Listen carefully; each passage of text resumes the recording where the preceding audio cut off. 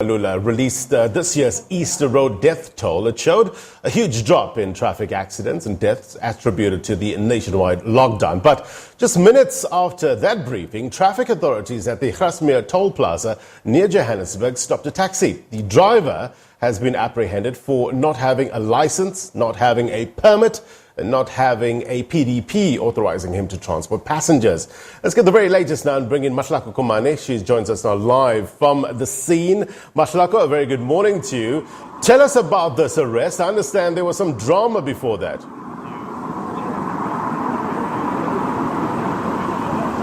Yes, indeed. Good morning to you, Blaine, and the viewers at home. Yeah, you're quite correct. I mean, we were just finishing off with the briefing with the minister, as well as the other traffic officials. And what we saw was, this man came, he was stopped, as is every car here at the Grasmere Toll Plaza. He was stopped, he was in a quantum, in a minibus, and he had passengers obviously inside, the usual asking for the documentation, considering that this is a car that is meant to carry people. He is meant to have a PDP, as well as the necessary documentation for the car to be roadworthy, as well as his driver's license, which shows that he is able to drive, and he's certified to be able to drive.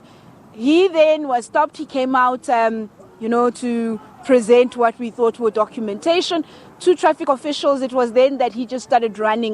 We are on the south part of this, on the N1 South, and we just, it was amazing to watch. And police pursued him into, I think there is a residential area not so far from here, and he ran. Eventually they caught up with him, and we found out that he had none of the required documentation. Even the car disc there had expired as early as 2018. So just an indication to show that why was it that he actually decided to run. But he was apprehended. But I am joined by the chairman of the road, the RTMC, and he's just going to tell us what are the implications as a passenger when you get into such a vehicle, as well as we understand that the driver has been apprehended. What will happen to the owner? Because surely he must have had an idea of what is it that is going on with his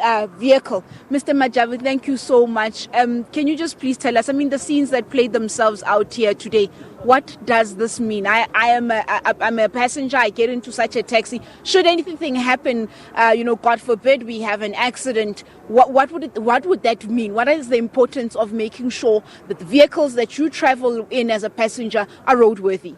I think, firstly, thank you for the opportunity. As you know, I was actually busy with you when this incident happened. Let me just backtrack and then place this in the right context. What had happened with this, he was stopped by our officers in the usual manner, and as we were about to meet and greet and engage with the passengers, it then occurred that there was something suspiciously wrong with the vehicle.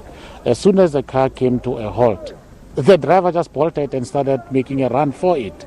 Needless to say, he was chased and apprehended. Upon his arrest, I personally spoke to him to just find out why is it that he behaved in the manner that he did. And he said the following. One, he was shocked and he didn't expect to be caught, which meant that he knew that there was definitely something wrong that he was doing. It then turned out, which he confessed to me, that one, he is actually a holder of a learner's license, which he did not even have in his possession. Two, he knew that he was conducting people for a fare. Three, he knew that the taxi that he was driving, its own permit, not permit, even a registration a disc, had expired in 2018. He also did not possess a PDP. And he told me who the details of his employer was, meaning the owner. And I called the owner just to find out. The owner confirmed that it is indeed his car. He gave it to this driver. And when we then indicated to him that the law enforcement officer are going to take over and do whatever the law requires, then he pretended to be at the hospital. Needless to say, the driver was apprehended, the Kumbi was impounded, and as I'm talking to you now, our officers are on their way to go and arrest the owner as well for obvious reasons. It is an offence to knowingly give an unauthorized person to drive a vehicle. What makes it worse is it is a vehicle that is conveying people for reward. What are the implications for those innocent passengers? It simply means from a road accident fund cover point of view, they are exposed because they are conveyed in a vehicle that is otherwise not authorized to be on the road. So it is serious implications. What is going to happen from now on, both the driver and the owner will face criminal charges. And from the report I got is that they have actually located the owner and they are now busy charging the owner and the driver, and the vehicle is impounded. We had to make arrangements to retrieve the money from this driver so that these people that he was conveying for reward can be obviously reimbursed, and alternative arrangements to transport them were done. He had charged them 18 rands. It turns out that the vehicle that he is driving does not even belong to any taxi association. So even the membership of that taxi association is suspect. Even the route that he was traveling on, he was not even allowed to travel on. So there was basically nothing correct about this driver, the vehicle, and the business that he was conducting. It's sad because our people, poor people, are being taken for a ride with consequences that they could not even comprehend. And also, I think maybe, Mr. Machabu, as the RTMC, can you just please tell us, what are you finding on the roads? 2 weeks ago, we were in, I think it was Orange Farm where we were, and, we saw the scenes that are there. In terms of compliance during this Easter weekend, we see fatalities are done, but we still seem to be seeing people taking their chances.